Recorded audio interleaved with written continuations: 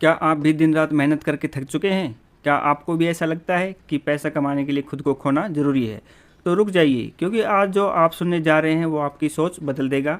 नमस्कार दोस्तों, स्वागत है आपका फाइनेंस विद पवन चैनल पर, जहां हम आपकी सोच से लेकर आपकी आमदनी तक सब कुछ बदलने का मिशन लेकर आए हैं।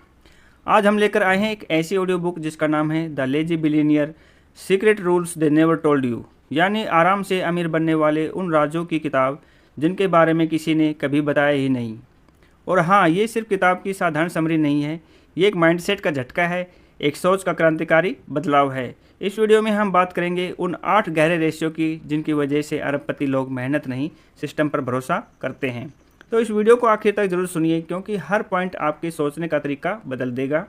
अगर आप हमारी मेहनत से जुड़ना चाहते हैं तो लाइक करें, कमेंट करें और चैनल फाइनेंस विद पवन को सब्सक्राइब करना बिल्कुल न भूलें।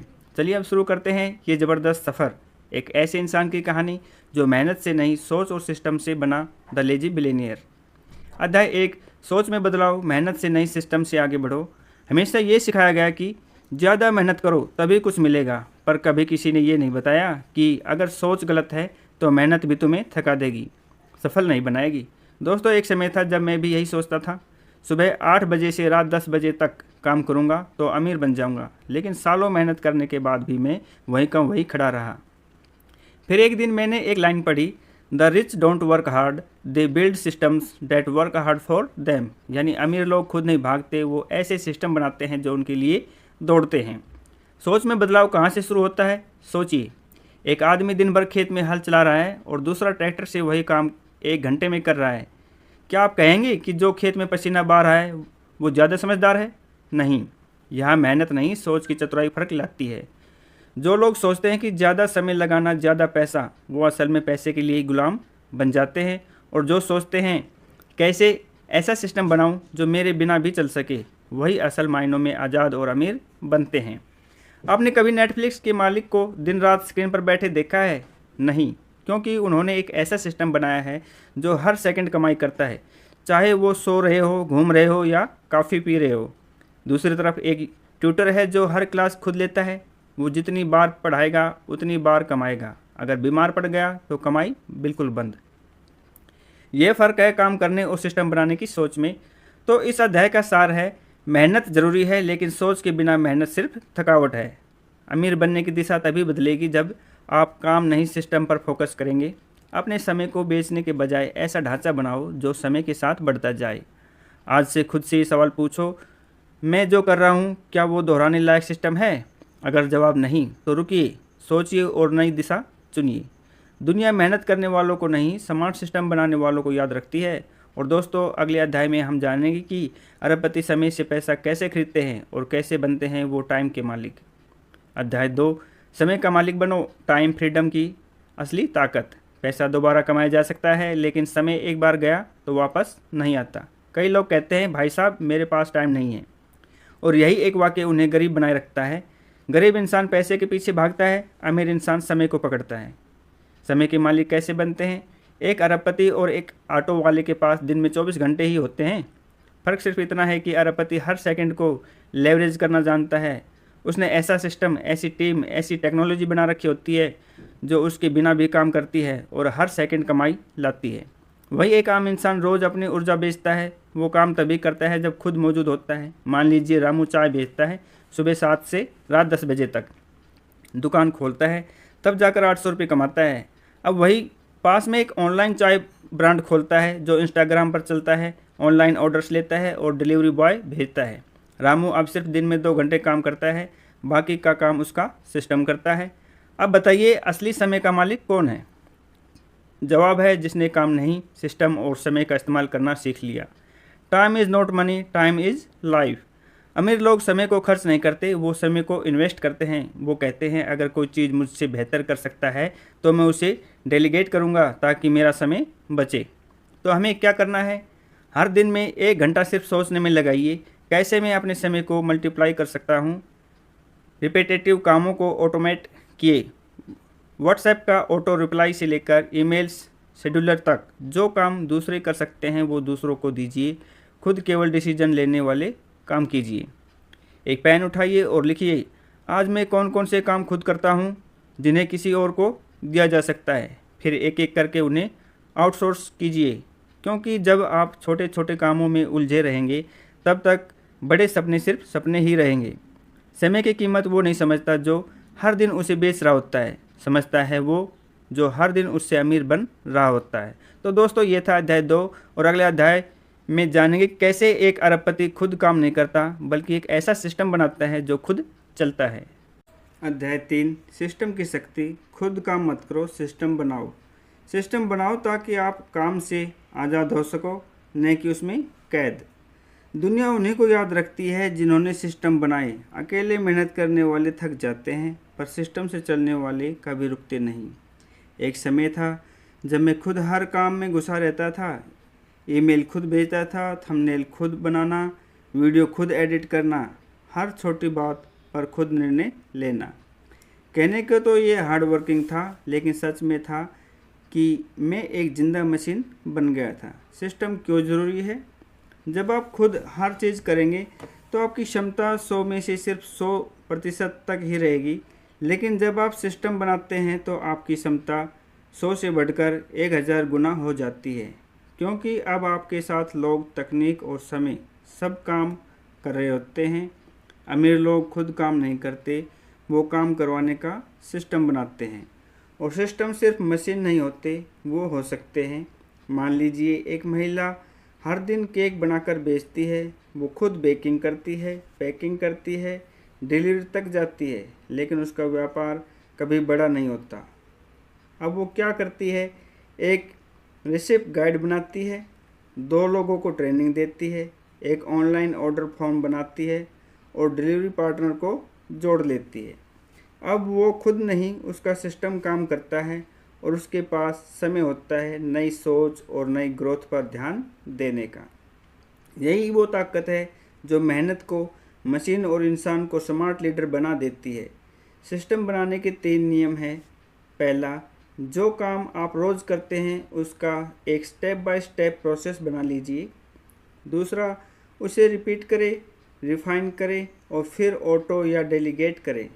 तीसरा, अपनी ज़रूरत पर नहीं, स्केल पर सोचिए ताकि वो सिस्टम 10 लोगों से बढ़कर 10,000 तक हो जाए।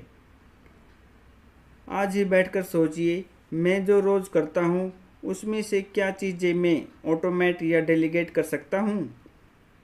हर उस काम को लिस्ट करें जो दोहराया जा सकता है और फिर एक एक करके उसका सिस्टम बनाइए, क्योंकि जब तक आप खुद सब करते रहेंगे आप खुद ही अपनी ग्रोथ के रास्ते में सबसे बड़ा रोड़ा बनेंगे। सफल वही होता है जो काम करना बंद करता है और सिस्टम बनाकर दुनिया को काम पर लगाता है। तो दोस्तों, यही था अध्याय 3। अब अगली बार बात करेंगे कि अमीर लोग सिर्फ एक बार काम करते हैं और फिर सालों तक उसे कमाते रहते हैं, यानी इनकम ऑटोमेशन का अगला ज़बरदस्त अध्याय। अध्याय 4, इनकम ऑटोमेशन। पैसे को तुम्हारे लिए काम करने दो। जब तक आप पैसे के लिए काम कर रहे हैं आप कभी आज़ाद नहीं होंगे। क्या आपने कभी सोचा है कि हर सुबह नींद आपकी अलार्म से नहीं बल्कि पैसों की चिंता से क्यों खुलती है? क्योंकि हमने कमाने का तरीका ही गलत समझ रखा है। हमें सिखाया गया है काम करो पैसा मिलेगा, लेकिन किसी ने ये नहीं बताया अगर हर बार पैसे के लिए काम करना पड़ा तो आप कभी आज़ाद नहीं हो सकते। इनकम 2 तरह की होती है। पहली, एक्टिव इनकम, जहां आपको हर बार खुद मेहनत करनी पड़ती है। दूसरी, पैसिव और ऑटोमेटेड इनकम, जहां एक बार सिस्टम बनाओ और वो पैसे लाता रहे। अरबपति लोग दूसरे वाले रास्ते पर चलते हैं। सोचिए, एक आदमी हर दिन 10 घंटे यूपीआई से पेमेंट कलेक्ट करके फल बेचता है। कमाई ठीक ठाक है, लेकिन रोज़ काम करेगा तभी पैसा आएगा। अब दूसरा आदमी एक ई बुक लिखता है सिर्फ एक बार, उसे अमेजन या अपने वेबसाइट पर डाल देता है। अब हर दिन लोग उसे पढ़ते हैं और वो हर महीने कमाता है बिना कुछ नया किए। यही है इनकम ऑटोमेशन। एक बार काम करो, बार बार कमाओ। पैसे को पैसा ऑटो मोड पर लाया जाए। अमीर लोग ऐसी चीज़ें बनाते हैं जो बार बार बिके।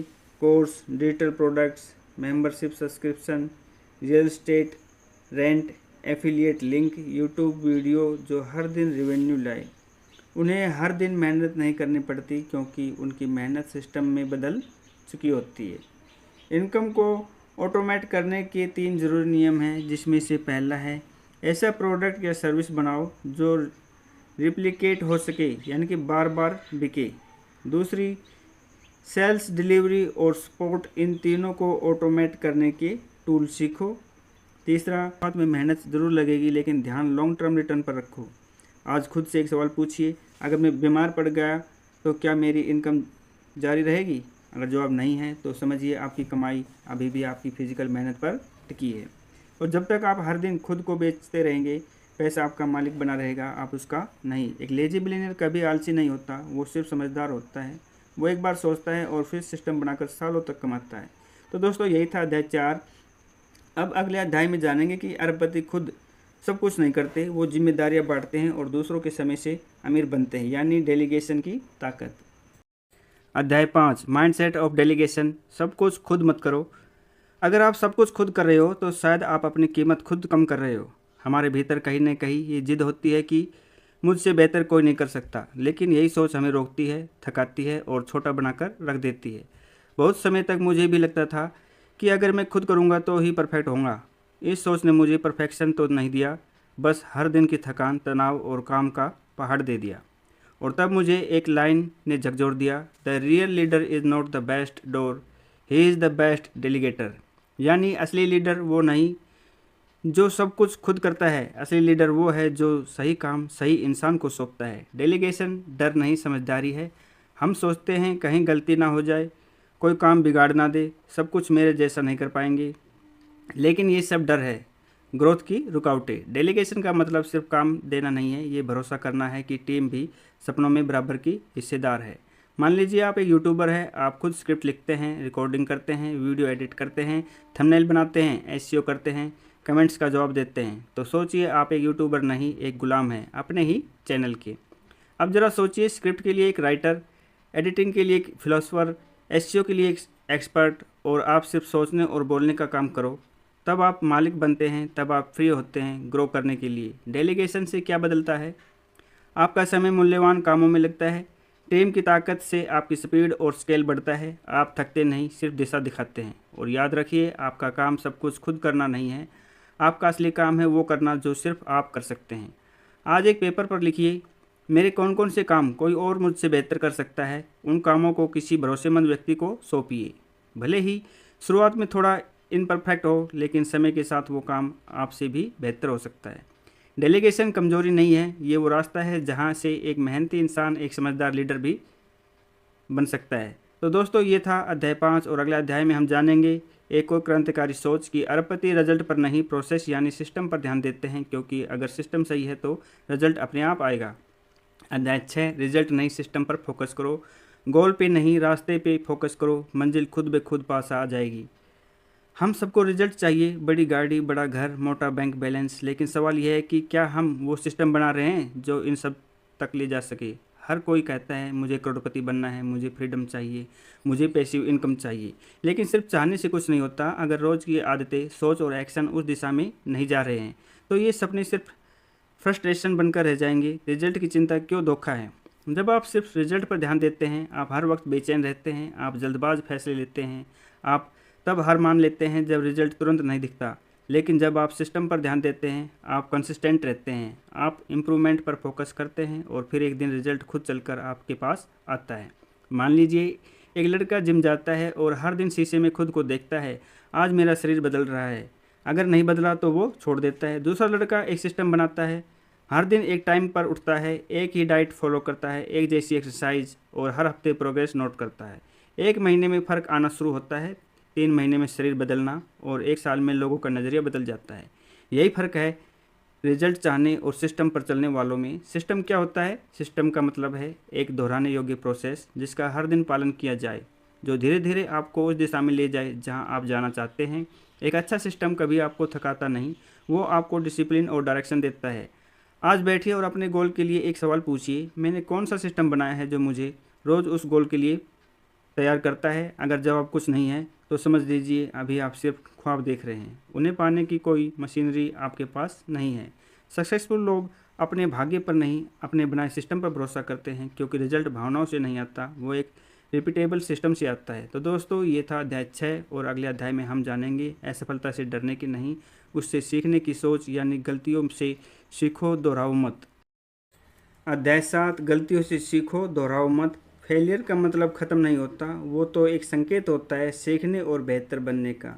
गलती करना गलत नहीं है, लेकिन उसे बार बार दोहराना यही सबसे बड़ी गलती है। ज़िंदगी में हर इंसान फेल होता है, किसी का बिजनेस डूबता है, किसी का रिश्ता टूटता है, किसी की जॉब चली जाती है, पर कोई अपनी ही उम्मीदों पर खरा नहीं उतर पाता। लेकिन कुछ लोग वहीं रुक जाते हैं और कुछ लोग वहीं से उठते हैं, सीखते हैं और आगे बढ़ते हैं। गलती का असली मतलब क्या है?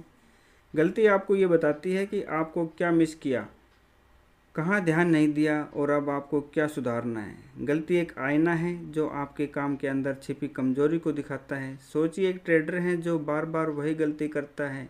मार्केट खुलते ही जल्दबाजी में ट्रेड लेना, स्टॉप लॉस नहीं लगाना, लॉस के बाद 2 गुना पैसा लगाना, और फिर हर बार लॉस उठाकर कहता है यार मेरी किस्मत ही ख़राब है। अब एक दूसरा ट्रेडर है, वो हर लॉस के बाद बैठता है, नोट करता है मैंने क्यों एंट्री ली, क्या कन्फर्मेशन था, मैं क्या नज़रअंदाज कर रहा था। हर गलती से वो एक रूल बनाता है जो धीरे धीरे वो लॉस से नहीं डरता, बल्कि उसे अपना मेंटर बना लेता है। Mistakes don't break you, they shape you if you learn from them. गलती को दोहराने से कैसे रोकें? पहला, ट्रैक करो, हर गलती को लिखो, याददाश्त भरोसेमंद नहीं होती। दूसरा, पैटर्न समझो, क्या हर बार आप इमोशन में आकर ट्रेड करते हो या फियर में निकल जाते हो। तीसरा, रूल बनाओ, हर गलती के बाद एक रूल तैयार करो। चौथा, अकाउंटेबिलिटी रखो, खुद को जवाबदेह बनाओ, चाहे वो एक फ्रेंड हो, जर्नल हो या मेंटर। एक लेजी बिलियनियर क्या करता है? वो गलती से टूटता नहीं, वो गलती को फीडबैक की तरह लेता है और उसी से एक स्मार्ट सिस्टम बनाता है। अगर आप गलती से सीखते नहीं तो आप गलती दोहराने के लिए ही जी रहे हैं। तो दोस्तों, ये था अध्याय 7, जिसने हमें ये सिखाया कि गलती डराने वाली चीज़ नहीं है, बल्कि सिखाने वाली चीज़ है। 8, ना कहने की ताकत, द पावर ऑफ नो। हर हाँ आपको आगे नहीं बढ़ाती, कभी कभी आपकी तरक्की ना में छिपी होती है। अगर आपने हर चीज़ को हाँ कहा तो आप खुद को कभी वक्त नहीं दे पाएंगे और ना ही अपनी असली पहचान बना पाएंगे। कहाँ नहीं कहना है, ये जानना क्यों ज़रूरी है? ज़िंदगी में हर दिन आपके सामने दर्जनों मौके आते हैं, हर कोई चाहता है कि आप उनके लिए वक्त निकालें। आपको लगेगा चलो यार कर लेते हैं, लेकिन हर हाँ के साथ आपने अपने सपनों से, अपने गोल से, अपने फोकस से दूर हो रहे होते हैं। वो बस वही करते हैं जो सबसे ज़रूरी है। मान लीजिए आप एक स्टॉक ट्रेडर हो, आपने एक बढ़िया स्ट्रेटजी बनाई है, रूल सेट किए हैं, डिसिप्लिन तैयार किया है। फिर कोई दोस्त आता है, भाई ये वाला स्टॉक देखना, एकदम रॉकेट बनेगा, और आप भावनाओं में आकर उस पर ट्रेड कर लेते हो। आपने ना नहीं कहा और उसी से आपका प्लान बिगड़ गया। लेजी बिलियनियर यही नहीं करता, वो कहता है नहीं, ये मेरी स्ट्रेटजी के बाहर है, मैं सिर्फ वही करूँगा जो मेरे नियमों के भीतर है।